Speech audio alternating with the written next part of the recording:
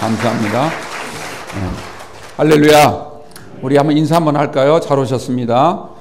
은혜 받으시기 바랍니다. 복이 넘칠 줄로 믿습니다. 그리고 사순절 승리합시다. 오늘 말씀 제목이 빼앗긴들에도 봄은 오는가, 많이 들어본 것 같죠? 바로 그 우리나라 저항 시인 가운데 유명한 그 이상화 시인이 쓴 시 제목이기도 하죠. 지금은 남의 땅 빼앗긴들에도 봄은 오는가, 나는 온몸에 햇살을 받고 푸른 하늘 푸른들이 맞붙는 곳으로 가르마 같은 농길을 따라 꿈속을 가듯 걸어만 간다. 이런 내용으로 시작이 됩니다. 일제에 의해서 나라를 빼앗기고 잃어버린 조국을 바라보면서 너무너무 비탄에 젖었기도 했지만, 하지만 비록 나라는 빼앗겨서 꽁꽁 얼어붙은 동토의 땅같이 지금 그렇게 되었을 망정, 우리가 민족의 혼을 잃지 않는다면, 민족의 어떤 기계와 정신을 잃지 않는다면 이 얼어붙은 땅에도 반드시 따뜻한 포근한 봄이 올 것이다 라고 하는 희망을 담고 있는 시라고 할 수가 있습니다. 오늘은 3.1절인데요. 불법적인 식민 지배에 항거해서 독립선언서를 발표했던 그런 날이죠. 전 세계 만방에 우리가 자주 독립국가임을 알린 그런 역사적인 날이라고 볼 수가 있습니다. 그래서 오늘은 106주년이 됩니다. 3.1 만세운동과 또 기미 독립선언문, 이것은 온전히 기독교 신앙의 바탕을 둔, 물론 기독교인이 아닌 분들도 계셨지만 다 성경의 내용의 바탕을 둔 그런 운동이었고, 그런 독립선언문이었고, 그런 민족 부활 정신이었다, 그렇게 평가할 수가 있습니다. 당시 한국교회는 일제 강점기 속에서도 독립운동과 그리고 농촌 계몽운동을 활발하게 전개해 나갔습니다. 그래서 항일 의식을 고취시키고, 또 우리나라 아주 시골 곳곳까지 뿌리 깊게 박혀있는 인습들, 아주 나쁜 인습들, 첩죄를 둔다든지 도박에 빠져 있다든지 주색에 놀아나는 이런 아주 나쁜 그런 악습들을 철폐하는 일에 한국교회가 정말 엄청난 그런 기량을 발휘했다고 볼 수가 있습니다. 우리가 오늘 3.1절 106주년을 맞이해서 다시 한번 이 나라와 민족을 생각하면서 시간 우리가 기회가 있을 때마다 나라를 위해서, 또 우리 미래를 위해서, 우리 후손들을 위해서 기도할 수 있는, 기도를 잊지 않는 우리 영광의 귀한 성도들이 꼭 되시길 바랍니다. 우리가 오늘 에스겔 36장 말씀을 보면요, 이 하나님은 이스라엘 산들을 향해서 내가 너희를 회복시켜 줄 것이고 번성케 할 것이고 또 복의 복을 더해 줄 것이다, 이렇게 약속하여 주십니다. 여러분들 꼭 기억하십시오. 하나님의 말씀만이 회복의 문인 줄 믿습니다. 하나님의 말씀을 듣는 것이 축복의 역사가 시작된다, 이 말입니다. 그리고 그 말씀을 붙잡고 기도하는 것만이 그 문을 여는 열쇠가 된다, 이걸 꼭 기억하시기 바랍니다. 성경 말씀은 우리가 어디로 가야 할지, 우리가 가야 할 길을 정확히 알려주는 인생의 내비게이션과 같다, 인생의 답안지와 같다, 이렇게 말씀을 드릴 수가 있습니다. 또 말씀을 붙잡고 기도하면 그 길을 걸어갈 때 그 어떤 위험이 우리 가운데 다가온다 할지라도 그걸 잘 이겨낼 수 있도록 하나님께서 우리와 함께 해주시고 우리를 보호해 주시는 줄로 믿습니다. 우리가 이 믿음을 꼭 가지시고 앞으로도 이 나라 정말 하나님 보호해 주셔서, 여러분들 세계 어느 민족 가운데 몇 나라가 안 돼요. 이 애국가 가사 가운데 하나님이 들어가 있는 나라 몇 나라 안 됩니다. 우리나라는 첫 소절부터 들어가 있지 않습니까? 동해물과 백두산이 마르고 닳도록. 누가 보호하신다고요? 하나님이 보호하사. 하나님이 보호하사. 하나님이 보호해 주셔야 될 줄로 믿습니다. 오늘 36장 이 말씀은요, 하나님이 이스라엘 산들을 향해 회복을 약속해 주십니다. 더욱 크게 번성하게 하리라. 저희가 지난주에 산이 갖고 있는 상징성에 대해서 말씀을 드렸죠. 산은 단지 그냥 땅이 높이 솟아있는 그런 지역을 가리키는 것이 아니라 하나님의 성전, 하나님의 성소를 가리킨다. 그리고 그 안에서 경배하는 무리들, 이 모든 것이 산과 연관되어 있다. 산이라고 하는 이미지, 산이라고 하는 모티브, 이것이 이 성경에 나오는 의미다. 이런 말씀을 드렸습니다. 반대로 우상을 섬기는 이교도들에게 있어서 산은 뭐겠어요? 우상 신전을 말하고 있겠죠. 그리고 그 신전 안에서 우상을 숭배하는 자들, 이렇게 우리가 나눠서 생각해 볼 수가 있습니다.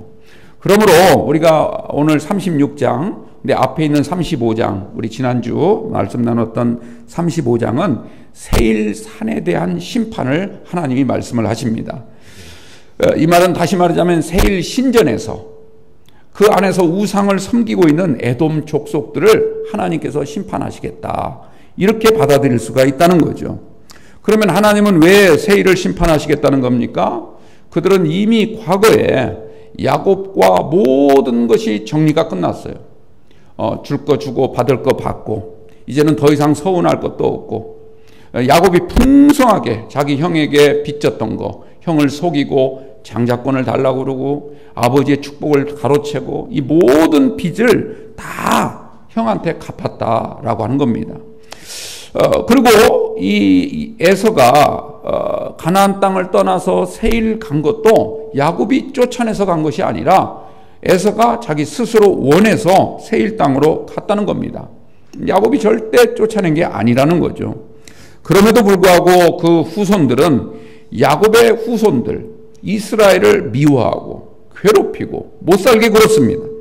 게다가 바벨론에 의해서 침략을 당하자 어떻게 했습니까? 도와주기는 고사하고 자꾸 뒤에서 비아냥거리고 기뻐하고, 더더군다나 그 연약한 상황에 있는 이스라엘 땅에 쳐들어가서 약탈하고 사람들을 죽이고 이런 끔찍한 만행을 서슴지 않고 벌였다는 겁니다.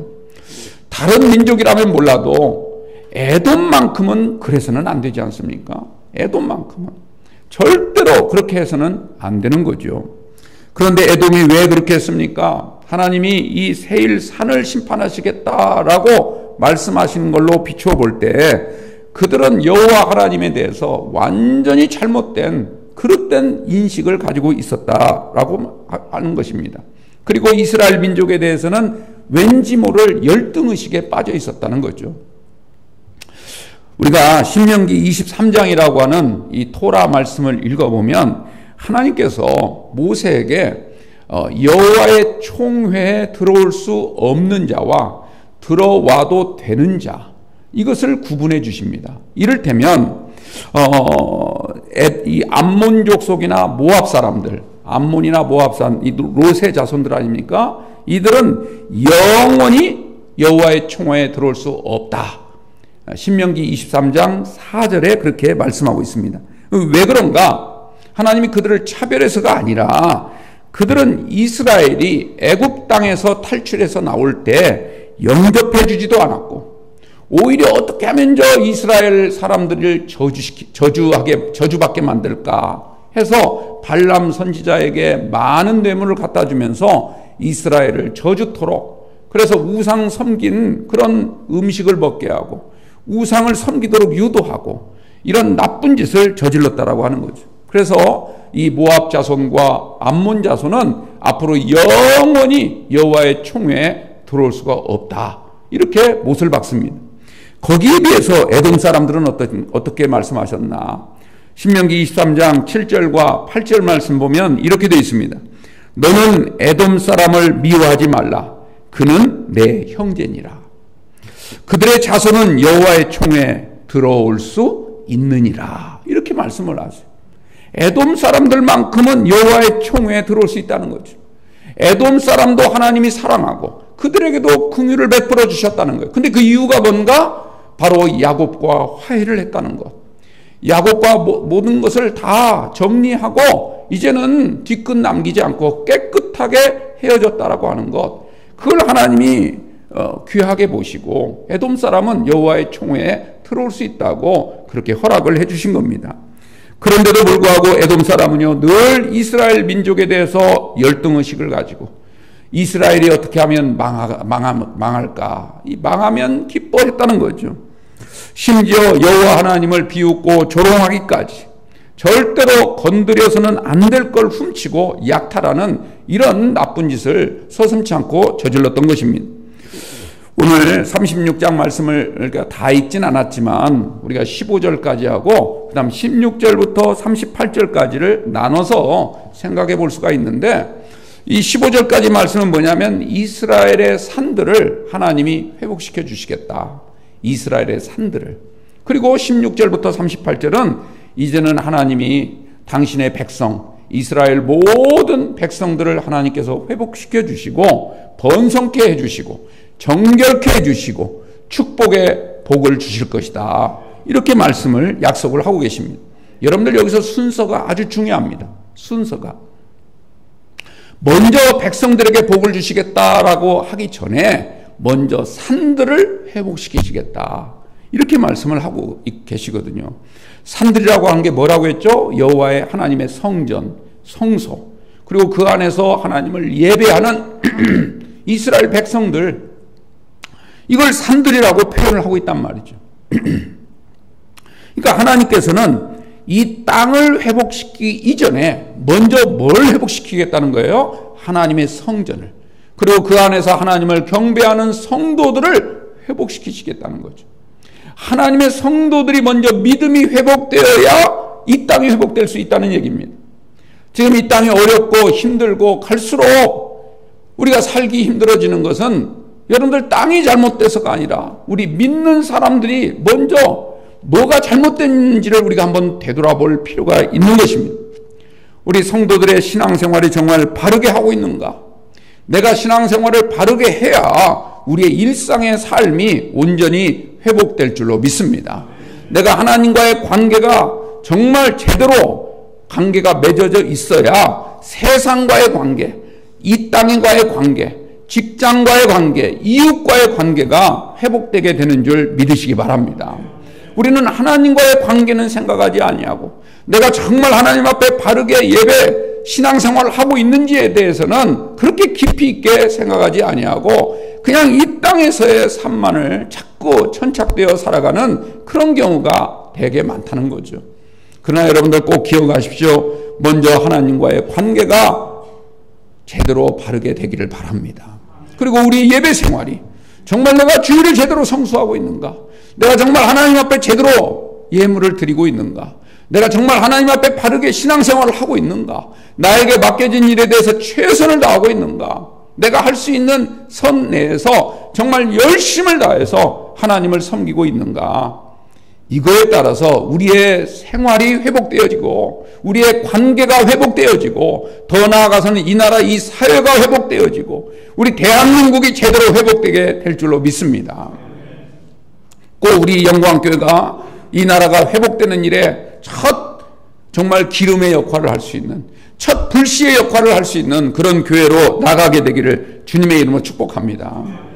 오늘 1절 말씀 보십시오. 인자야 너는 이스라엘 산들에게 예언하여 이르기를 이스라엘 산들아 여호와의 말씀을 들으라. 여기 근데 앞에 있는 세일산 심판하신 내용과 조금 차이점이 하나 있어요. 세일산에 대해서 하나님이 심판을 말씀하실 때는 이 산이라는 단어가 단수로 되어 있습니다. 달랑 하나의 산을 말하고 있는 거예요. 그런데 이스라엘 산들을 얘기할 때는 복수형으로 되어 있어요. 복수형. 그래서 이게 무슨 뜻인가? 아, 세일에는 산이 하나밖에 없고 이스라엘 땅에는 산이 많다는 얘기인가? 이렇게 오해하시는 분들이 있는데 그런 의미가 아니에요. 이 히브리어에서 이 복수형으로 쓰일 때는 다 그런 건 아니지만 몇몇 중요한 단어들이 있어요. 그런 단어들은 개수를 말하는 게 아니에요. 한 개 있고 두 개 있고 세 개 있고 여러 개 있다. 이런 개수를 말하는 게 아니라 능력을 말하는 거예요. 능력을. 예를 들자면 하나님을 우리가 그냥 엘이라고도 하지만 하나님을 복수형으로 엘로힘이라고 불러요. 그건 하나님이 여러분이라는 얘기가 아니에요. 옛날 조직신학 학교에서 이 조직신학 배울 때, 교리를 배울 때는 이게 성경에 특히 히브리어 이 구약 성경에 이렇게 복수형으로 되어 있으니까 이걸 성삼위일체, 삼위 하나님이라고 그렇게 해석을 했던 적도 있어요.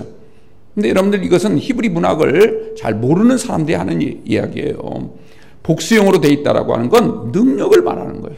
그러니까 엘로힘이라는 말은 하나님이 여럿이 계신다는 뜻이 아니라 하나님의 능력은 위대하시다. 하나님의 능력은 대단하시다 이 말이에요.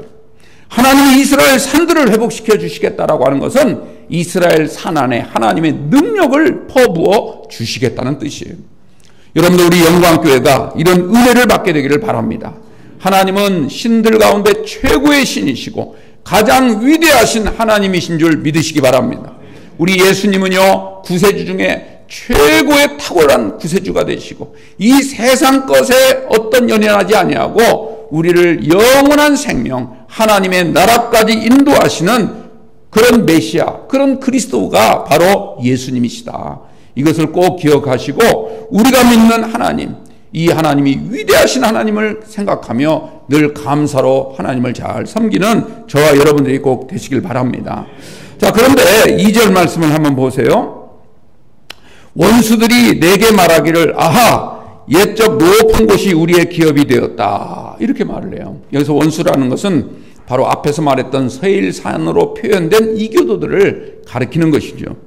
이 원수들이 이스라엘 산도를 빼앗으면서 하는 말이 아하 옛적 높은 곳이 이제 우리의 기업이 되었다. 이렇게 노래하더라는 거예요.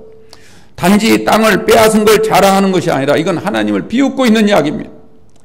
이 땅이 원래부터 우리 땅이었는데 야곱이 빼앗아간 거 아니냐. 우리 조상 에서를 속이고 아버지의 축복권을 가로채고 그 땅 원래 우리 것인데 자기들이 차지했었는데 이제 우리가 그 땅을 도로 우리 기업이 되게 하였다. 이런 말을 지금 하고 있는 거죠. 이스라엘이 가장 위대하다고 믿고 있는 여호와 하나님, 우리가 그와 싸워 이겼다. 그래서 이게 우리의 기업이 되었다. 이렇게 지금 자랑하고 있습니다. 가나안 땅을 빼앗을 것을 이제는 하나님 여호와 하나님과 싸운 것으로 비유하면서 우리는 하나님과 싸워서 이겼고 하나님 정도는 아무것도 아니라는 그런 비아냥을 지금 이 에돔 사람들이 하고 있는 것이죠. 그런데 하나님이 뭐라고 말씀하십니까? 그 다음 3절 말씀을 한번 보십시오.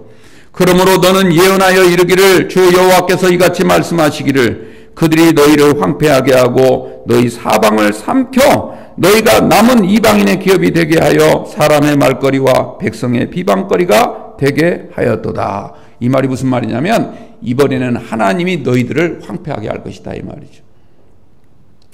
너희들은 이스라엘 땅을 황폐하게 하고 이스라엘 땅을 삼켜버린 것을 기뻐했지만 이제 너희들이 기뻐했던 그 모습 그대로 너희가 이제는 황폐하게 되고 너희가 이제는 노략거리를 당하게 될 것이다. 하나님은 말씀을 하십니다. 이스라엘을 삼킨 자들이 이번에는 완전히 황폐하게 돼서 모든 민족으로부터 놀림거리, 이제는 비웃음을 당할 수밖에 없는 그런 처지로 전락될 거라고 하나님은 말씀하십니다. 그런데 이 모든 일을 누가 행하신다고요? 바로 여호와 하나님께서 행하신다는 거죠. 4절 말씀 보면 주 여호와께서 산들과 맷뿌리들과 시내와 골짜기들과 황폐한 사막들과 심지어 이방인에게 노략을 당해 세상의 비웃음거리가 된 성읍들까지 모든 게 다 하나님이 행하신다는 거예요. 여러분들 온 우주의 주인은 유일하신 하나님 여호와 하나님밖에 없는 줄 믿습니다. 그 하나님을 우리가 믿고 있다는 것 감사하십시오. 하나님은 창조의 하나님이십니다. 하나님은 우리의 모든 것의 주관자가 되시는 줄 믿습니다. 여러분들 설령 세상 사람들, 불신자들, 악인들에게 조롱을 받고 비방을 받는다 할지라도요 절대 두려워하지 마십시오. 속상해하지도 마십시오. 분노해할 필요도 없습니다. 하나님이 다 아시고 갚아주실 줄로 믿습니다. 하나님께 기도하십시오. 하나님이 고난당하는 자의 한숨을 잊지 아니하시고 신음소리를 결코 물리치지 아니하십니다. 하나님은 우리의 소리를 다 듣고 계십니다. 그러므로 우리는 세상을 두려워하지 마시고 누굴 두려워해야 됩니까? 하나님을 두려워하십시오. 하나님의 말씀을 가장 존귀히 여기는 저와 여러분들이 꼭 되시길 바랍니다. 하나님께 받은 은혜를 결코 헛되지 않게 여기시기를 바랍니다. 우리의 생명의 주관자는 오직 주님밖에 없습니다. 주님의 이름을 높여드리고 주님의 그 놀라운 권위를 우리가 인정하게 되면 하나님께서 우리를 인정해 주시고 우리를 높이 세워 주실 줄로 믿습니다. 우리의 구원주가 되시는 분은 오직 예수 한 분밖에 없음을 믿으시면 아멘 하시기 바랍니다. 이로써 우리가 다른 이름으로서는 구원받을 수가 없나니 천하 사람들 중에 구원을 받을 만한 다른 이름을 우리에게 주신 바가 없습니다. 사도 바울이 그렇게 고백하지 않습니까? 우리의 아버지 되시는 하나님은요, 우리를 비웃고 우리를 향하여 조롱하고 비방하는 원수마귀 반드시 심판하신다는 사실을 기억하십시오. 오늘 본문 5절 말씀을 한번 보십시다. 주 여호와께서 이같이 말씀하시기를 내가 진실로 내 맹렬한 질투로 남아있는 이방인과 에돔 온 땅을 쳐서 말하였노니 이는 그들이 심히 즐거워하는 마음과 멸시하는 심정으로 뭘 빼앗아요? 내 땅을 빼앗아 노력하여 자기 소유를 삼았습니다. 아주 중요한 말이에요. 저들이 지금 이교도들 지금 이 이스라엘을 비웃고 조롱하고 또 노략질하고 또 이스라엘이 지금 고난받는 걸 바라보면서 막 박수를 치고 발을 동동거리면서 즐거워하는 그 사람들을 향하여 하나님이 뭐라고 말씀하시냐면 저들이 심히 즐거워하는 마음, 이스라엘이 망하는 것을 보고 지금 너무너무 기뻐한다는 거죠. 그리고 멸시하는 심정으로, 누구를 멸시하겠어요? 하나님을 멸시하는 거예요. 하나님이 너희들을 지켜주신다고 해놓고도 왜 너희들 망하게 가만두느냐는 거죠. 하나님이 능력이 없다는 얘기예요. 하나님은 약속을 지키지 않는다는 거죠. 하나님은 지금 힘이 떨어졌다는 거예요. 하나님은 너희들을 버렸다는 거예요. 그렇게 비웃고 있는 그들, 하나님을 지금 멸시하는 마음으로 바라보며 비웃고 있는 그들이 무엇을 빼앗아요? 내 땅을 빼앗았다는 거예요. 하나님의 땅을. 여러분들, 이 땅이 이스라엘 땅이 아니에요. 하나님의 땅인 줄 믿으시기 바랍니다. 우리가 살고 있는 집 내 명의로 돼 있다고 해서 내 집이 아니에요. 누구 집입니까? 하나님의 집이에요. 할렐루야. 교회가 누구의 교회? 하나님의 교회예요. 이 땅 모든 것은 다 하나님의 것인 줄 믿습니다. 그런데 저들이 하나님의 땅을 노략질하고 도둑질하면서 자기 소유로 삼았다는 얘기죠. 하나님이 저들에게 진노하신 까닭은요, 저들이 하나님을 믿지 않아서가 아닙니다. 저들이 불신자라서 그런 게 아니에요. 저들이 이방인이라고 해서 그런 게 아니에요. 그 이유는 저들의 벌이는 행위가 너무너무 가증하고 너무너무 파렴치하고, 그리고 곤궁에 처해 있는 사람들을 불쌍히 여기지 아니하고 그냥 자기들의 탐심, 옛날에 받았던 스트레스, 이 열등의식을 이제는 대갚아줄 생각만 갖고 사람을 무시하고 어려움에 처한 자를 오히려 더 짓밟아버리는 그러한 행태들을 지금 하고 있다는 얘기죠. 여러분들, 우리가 이 땅에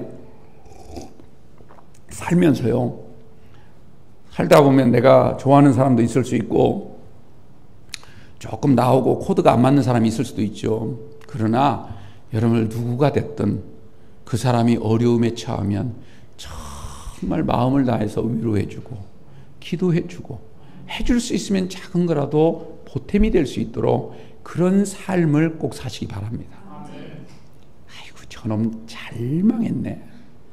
내가 저럴 줄 알았어. 그러면 안 되는 거예요. 우리 하나님 믿는 사람은 원수를 원수로 갚으면 안 되는 거예요. 오히려 원수를 사랑으로 갚아서 그 사람 머리에 마치 숯불을 올려놓는 것 같이 하나님께서 그 사람에게도 은혜를 베풀어 주시고 스스로의 수치를 깨닫게 해주시고, 그래서 우리 모두가 다 하나 되게 하시는 하나님, 우리 모두가 다 하나님의 은혜 가운데 다시 다 승리할 수 있는 윈윈하는 그런 백성, 하나님이 기뻐하실 줄로 믿습니다. 기뻐하시는 거예요.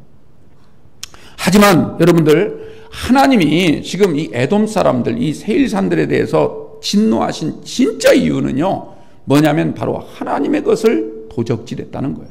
하나님의 것을. 내 땅을 빼앗아 노략하여 자기 소유를 삼았습니다.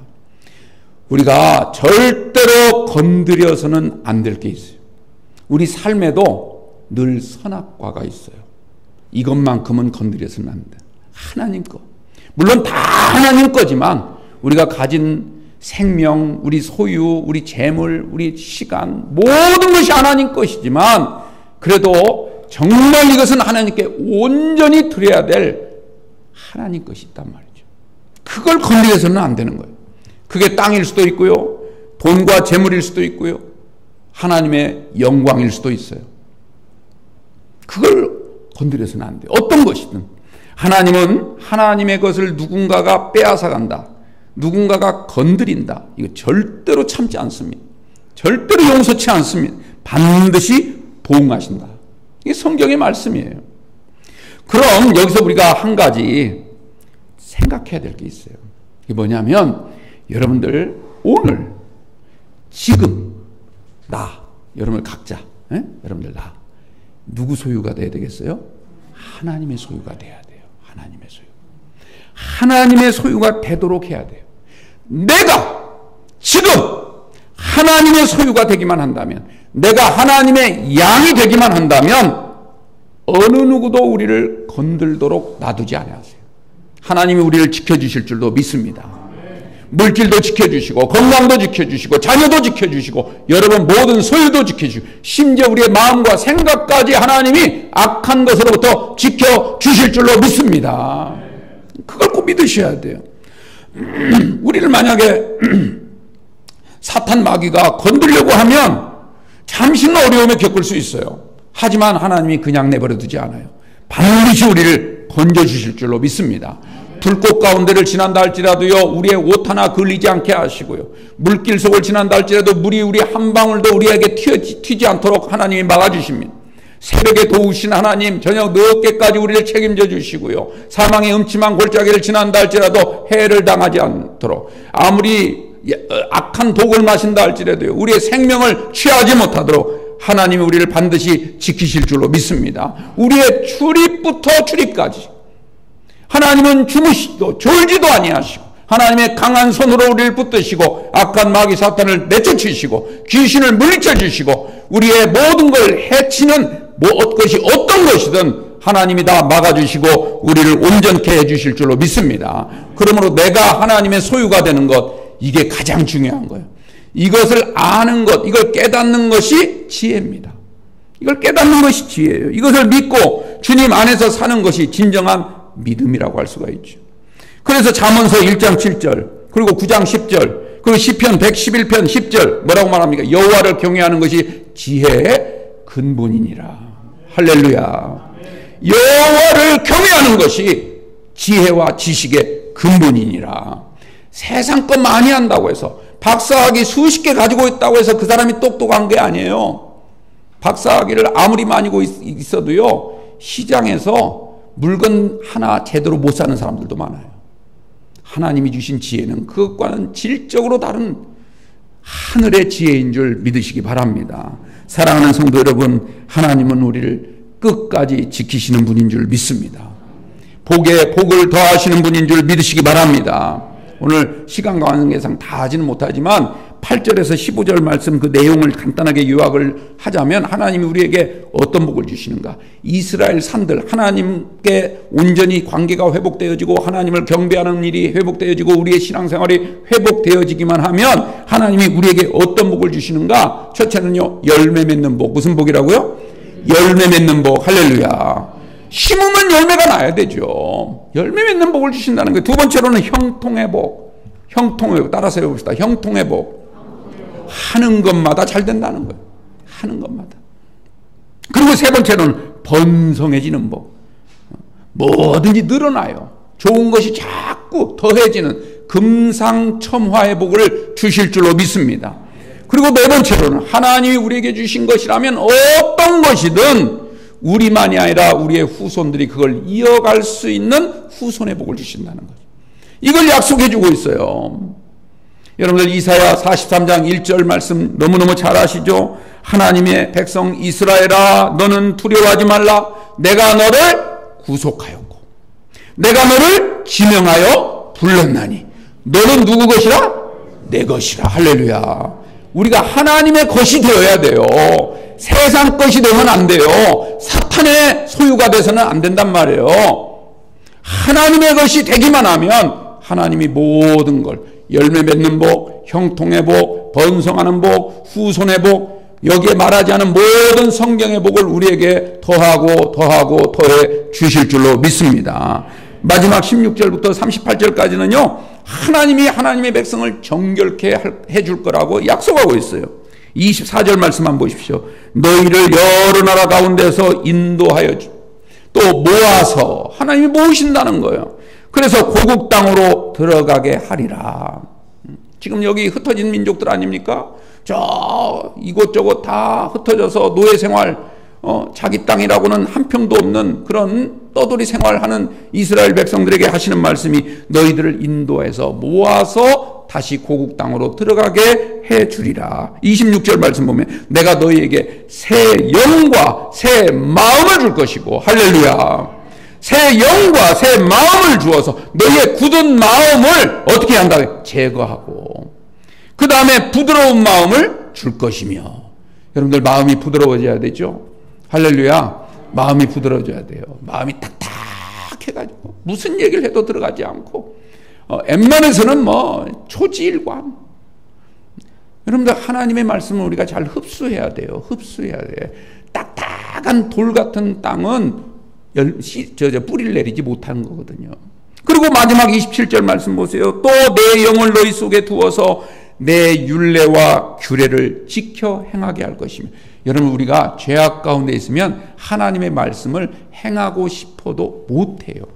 걸리적거리는 게 얼마나 많은지 몰라요. 신앙생활 제대로 하려고 하기만 하면 꼭 무슨 일 생긴다.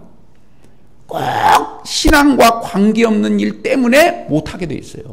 그게 사탄이 우리를 갖고 노는 거거든요. 그러나 우리가 하나님의 영을 받기만 하면 어떻게 된다고요? 모든 하나님의 율례와 규례를 지킬 수 있도록. 내가 지키는 게 아니야. 하나님이 은혜를 주셔서 나로 하여금 할 수 있는 능력을 주실 줄로 믿습니다.